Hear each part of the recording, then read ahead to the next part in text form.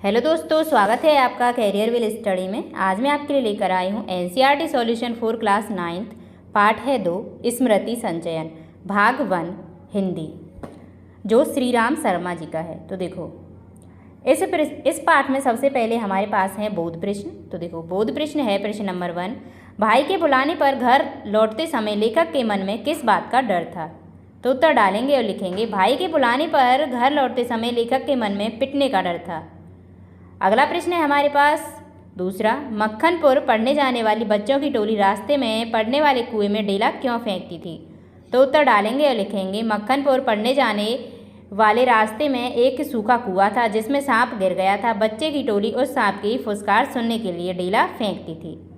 अगला प्रश्न है हमारे पास, सांप के फुसकार मारी या नहीं, डेला उसे लगा या नहीं, यह बात अब तक स्मरण नहीं। यह कथन लेखक की किस मनोदशा को स्पष्ट करता है। तो उत्तर डालेंगे और लिखेंगे उपयुक्त कथन लेखक बदहवास मनोदशा को स्पष्ट करता है। जिस समय लेखक कुएं में डेला फेंक रहा था उसी वक्त उसके टोपी से चिट्ठियां गिर गईं। उसे याद नहीं रहा कि डेला सांप को लगा या नहीं, सांप ने फुसकार मारी या नहीं, क्योंकि उस वक्त वह बहुत डर गया था। अगला प्रश्न है प्रश्न नंबर 4, किन कारणों से लेखक ने चिट्ठियों को कुएं से निकालने का निर्णय लिया। तो उत्तर डालेंगे और लिखेंगे चिट्ठियां लेखक के बड़े भाई ने डाकखाने में डालने के लिए दी थीं। लेखक अपने बड़े भाई से बहुत डरते थे। कुएं में चिट्ठियां गिरने से उन्हें अपनी पिटाई का डर था और वह झूठ भी नहीं बोल सकता था, इसलिए भी कि उसे अपने डंडे पर भी पूरा भरोसा था। इन्हीं सब कारणों से लेखक ने कुएं से चिट्ठियां निकालने का निर्णय लिया। अगला प्रश्न है 5वां, सांप का ध्यान बांटने के लिए लेखक ने क्या क्या युक्तियाँ अपनाई। उत्तर डालेंगे और लिखेंगे सांप का ध्यान बांटने के लिए लेखक ने नई युक्तियां अपनाई, जैसे सांप के पास पड़ी चिट्ठियों को उठाने के लिए डंडा बनाया। सांप उस पर कूद पड़ा, इससे डंडा छूट गया, लेकिन इससे सांप का आसन बदल गया और लेखक चिट्ठियां उठाने में सफल रहा। पर डंडा उठाने के लिए उसने कुएं में बगल से एक मुट्ठी मिट्टी लेकर सांप के दाईं ओर फेंकी कि उसका ध्यान उसकी ओर चला गया और दूसरे हाथ से डंडा खींच लिया। डंडा बीच में होने से सांप पर वार नहीं कर पाया। अगला प्रश्न है 6वां, कुएं में उतरकर चिट्ठियों को निकालने संबंधी साहसिक वर्णन अपने शब्दों में लिखिए।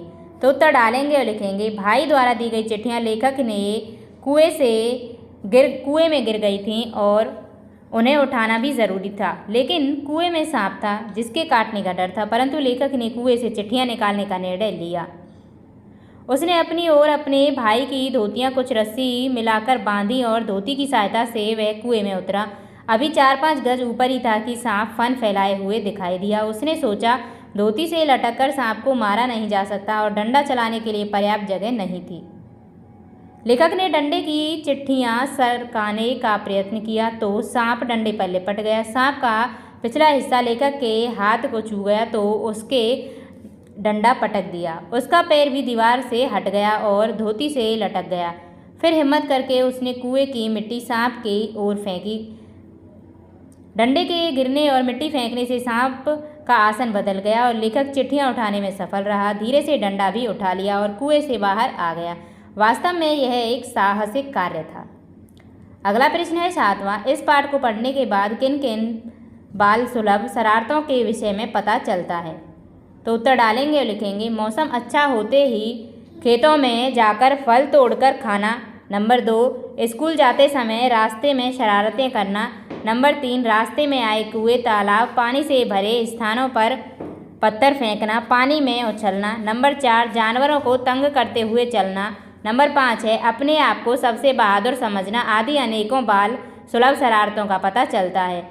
अगला प्रश्न है 8वां, मनुष्य का अनुमान और भावी योजनाएं कभी कभी कितनी मिथ्या और उल्टी निकलती हैं का आशय स्पष्ट कीजिए।